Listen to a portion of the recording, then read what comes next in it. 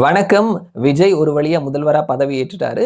"எரியுதுடி மாலா ஃபேன போடு" அப்படின்ற மாதிரி ஊபிஸ் எல்லாருமே வந்துட்டு சமூக வலைதளங்கள்ல ஏற்கனவே இந்த ஆட்சி அமையறதுக்கு முன்னாடி இருந்தே கதற ஆரம்பிச்சுட்டாங்க. "ஏங்க இவ்வளோ நாளா ஆளுநரை எதிர்த்து நாங்க உங்களுக்காகவும் சேர்த்து நாங்க தான் பேசுறோம். இப்ப கூட நீங்க ஆளுநரை எதிர்த்து பேச மாட்றீங்களே. பாசிசம்னா என்ன, பாயாசம்னா என்னன்னு தெரிஞ்சிருச்சா? நீங்க எப்பதான் நீங்க பிஜேபி எதிர்த்து பேசுவீங்க?" அப்படின்ற மாதிரி இவங்களுடைய நேரேட்டிவ தூக்கி அவர் தலையில வைக்கிறதுக்கு முயற்சி பண்ணிட்டு இருக்கிறாங்க. தேர்தலுக்கு முன்னாடி இருந்தே இந்த ஒரு நேரேட்டிவ நீங்க பிஜேபிக்கு எதிரா பேசுங்க. பிஜேபிக்கு எதிரா ஏன் பேச மாட்டேங்கிறீங்க? ஆளுநரை எதிர்த்து பேசுங்கன்னு சொல்லிட்டு தொடர்ந்து திமுக அவர்களினுடைய நேரேட்டிவ் தூக்கி விஜய் தலையில வைக்கிறதுக்கு முயற்சி பண்ணாங்க. விஜய் பதவி ஏற்கிறது வரைக்கும் இது சம்பந்தமா வாயே திறக்காம இருந்தார் அப்படின்றது விஜயினுடைய ஒரு வெற்றியாவே பார்க்கப்படுது.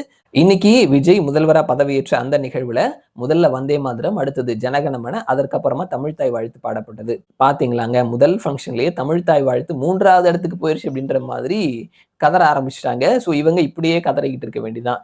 என்ன தமிழ்த்தாய் வாழ்த்து முதல்ல பாடினாலும், கடைசியில பாடினாலும் அதனுடைய மாண்பு, மரியாதை அப்படின்றது குறைஞ்சு போயிடாது. ஸோ தமிழ்த்தாய் வாழ்த்து 3வது பாடினா எக்ஸ்ட்ரா நிதி மத்திய அரசுலேருந்து குடுப்பாங்களா? இல்ல முதல்ல பாடினா நிதிய கட் பண்ணிருவாங்களா?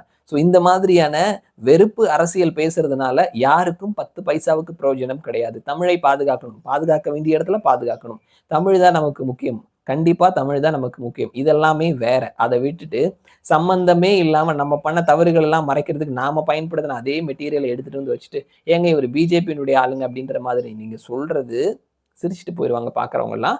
ஸோ இந்த மாதிரியான ஒரு நேரேட்டிவ மீண்டும் வந்துட்டு ஊபி செட் பண்றாங்க. ஸோ இது ஏற்கனவே ஃபெயிலியர் ஆன, எக்ஸ்பைரி ஆன விஷயங்கள். இதனால வந்துட்டு நாட்டுக்கு 4 ஓட்டு கிடைக்காது.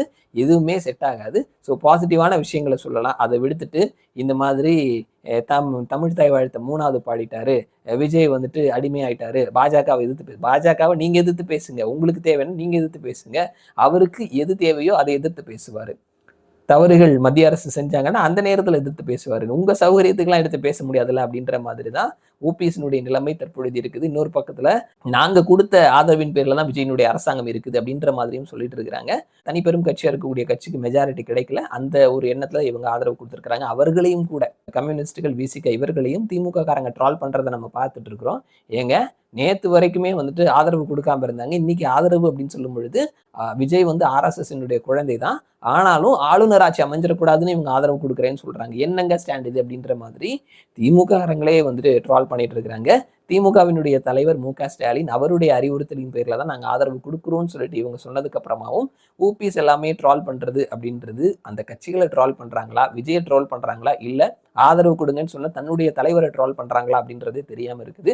ஸோ திமுக இந்த தேர்தல்ல மிகப்பெரிய தோல்வி அடைந்ததற்கு முக்கியமான காரணம் அவர்களினுடைய அரசாங்கம். அந்த அரசாங்கத்துல இருந்த சட்டம் ஒழுங்கு அதை எல்லாத்தையுமே தாண்டி இணையத்துல ஓபிஎஸ் பண்ண வேலை தான் அப்படின்றது பெரும்பான்மையா பார்க்கப்படுது. ஒரு 30% இணையத்துல இவர்கள் கொடுத்த பில்டப், இவர்கள் கொடுத்த விஷயங்கள், மற்றவர்களை கேவலமா வசைபாடினது, இதுதான் தோல்விக்கான காரணமா சொல்றாங்க.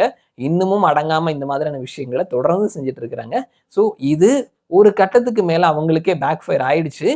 இனிமேலும் அதை தொடர்ந்தார்கள் அப்படின்னா ரொம்ப கஷ்டம் அப்படின்ற மாதிரி தான் நமக்கு தோணுது. ஸோ ஒரு வழியா முதல்வராக பதவியேற்ற ஜோசப் விஜய் தொடர்ந்து கதற ஆரம்பித்த ஊபிஸ் அப்படின்றத நம்ம வந்துட்டு சமூக வலைதளங்கள்ல பார்க்க முடிகிறது. ஸோ பார்க்கலாம் இந்த விஷயங்கள் தொடர்ந்து அடுத்தடுத்த கட்டத்தை நோக்கி எப்படி நகருதுன்னு சொல்லிட்டு மறுபடியும் நான் உங்களை இன்னொரு வீடியோல சந்திக்கிறேன். அது வரைக்கும் நன்றி.